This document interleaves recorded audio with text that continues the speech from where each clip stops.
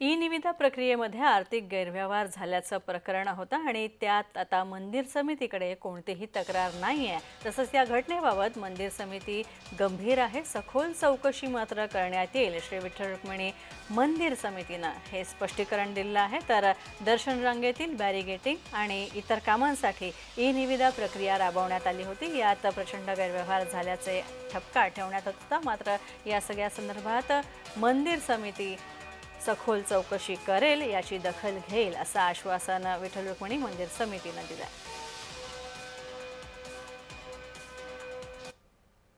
प्रसार माध्यमांमध्ये मंदिरे समितीच्या ई निविदा प्रक्रियेमध्ये काही आर्थिक व्यवहार झाल्याची बातमी प्रसिद्ध झालेली आहे।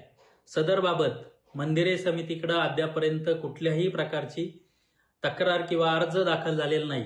सदरची बाब ही अत्यंत गंभीर स्वरूपाची आहे आणि मंदिरे समिती सुद्धा या घटनेकडे गांभीर्याने पाहत आहे। मंदिरे समितीमार्फत या घटनेची सखोल चौकशी होऊन संबंधित जे कोणी अधिकारी असतील, मग तो कितीही मोठा अधिकारी असो, त्याच्यावरती निश्चितच कारवाई केली जाईल।